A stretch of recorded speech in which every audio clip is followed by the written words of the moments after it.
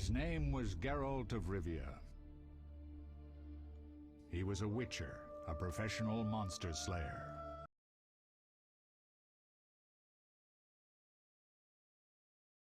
Hey there everyone, how's it going? My name is Brad. Welcome to the channel. Today I'm going to be reviewing The Witcher 1.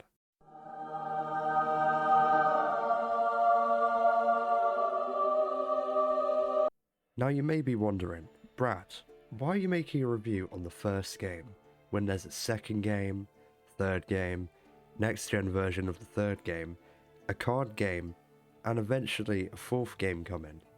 Well, it's because when most people think of The Witcher, they just see the third game. Don't get me wrong, the third game was amazing. One of the best games I've ever played, honestly. But the first game deserves some recognition for how amazing it is. Now when I started playing The Witcher 1, I honestly wasn't expecting anything good at all.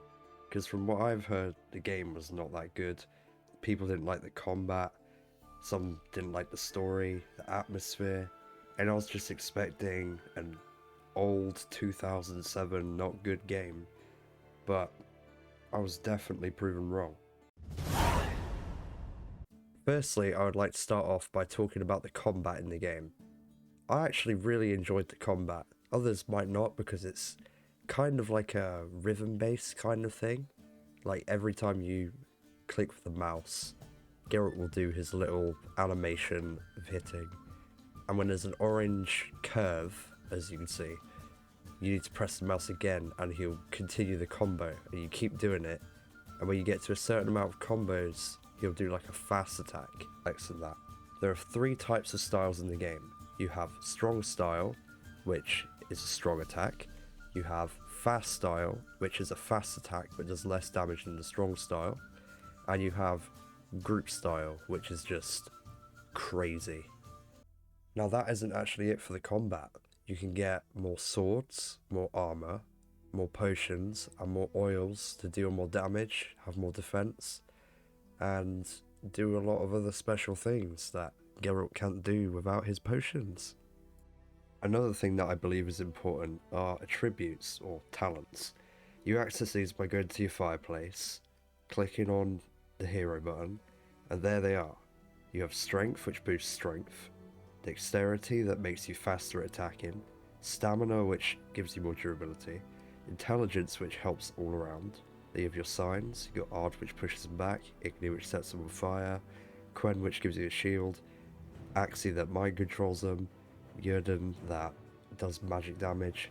Then you have the swords, strong steel, fast steel, group steel. You have the silver swords, strong silver, fast silver, and group silver. Without these, you'll for sure be in trouble. And that is all I have to say for the combat. Now let's move on to the atmosphere of the game. The game's atmosphere changes quite a lot, as you have closed spaces like houses, the sewers, but then again you have open areas like in the first chapter or in the fourth chapter, which really surprises me, because considering it was 2007 when the game released, I was just expecting a tiny closed like Dark Souls castle like kind of thing maybe, but no, it's just many different areas, all with their own missions. Just, you know, classic Witcher style. It's amazing and beautiful. Now, you may not have expected this game to have its own type of game like Gwent, but it actually does. It's called Dice Poker. Basically, the rules of this game is you have 5 dice, and it, you know, plays like poker. You roll the dice, see what numbers you get. If you get a pair, that's good. If you get 2 pairs, that's pretty good. If you get 3 of the same dice, then you pretty much win every time. But then the other person rolls, does the same. Then you get to roll again, and keep certain ones. And then they get to roll again. And yeah, you bet money. Honestly, I prefer Gwent, but it's still pretty fun. Now, I'm not going to go really deep into the story because, you know, I don't want to spoil the game for everyone. But basically, the whole idea is the game starts off at Kaer Morhen, where you're with Vesemir, Lambert, You got Geralt, Triss, and you get attacked by these bandits. And they're part of this group called the Salamandra, they're there to get mutagens to help improve their group or something like that.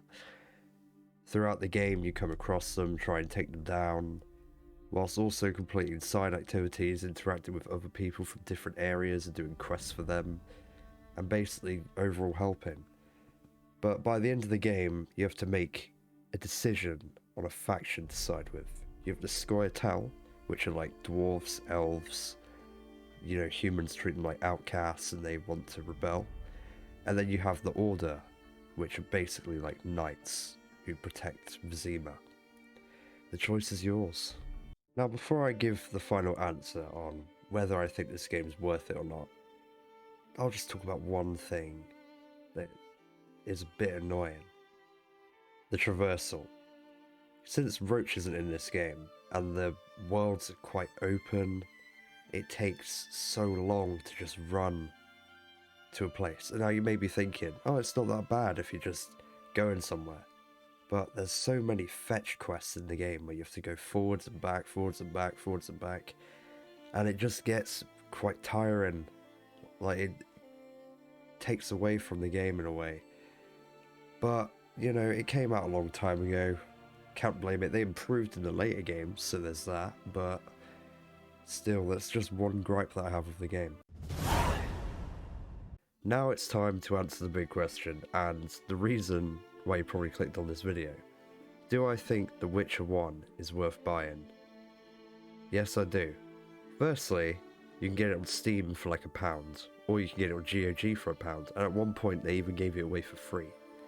Secondly, the story is just amazing. Like, it's fantastic. I won't go into it because I want you to experience it for yourself. But it's up there. Like, I'd say almost probably Witcher 3 level. Like, it's great. Now, the combat is outdated. The traversal, it doesn't have Roach, can't move that fast. But, like, the dialogue, it's funny. It has a little comedic tone to it. It's overall just a fun experience. Like, the only way to truly tell if it's for you is to get it for yourself. And since you can get it for so cheap nowadays, I'd say it's 100% worth the buy. Hey there, thanks for watching to the end of the video. I'd just like to say this is the first time that I've tried properly editing a video, and I have no idea how it turns out. So I'd like to at least get to, say, 5 likes, maybe eventually bump myself up to 50 subscribers. But yeah, I appreciate you watching all the way to the end. It's fun to do, and if you want more reviews in the future, then I'll do them. Yeah, take care, have a nice day, and once again, Happy New Year.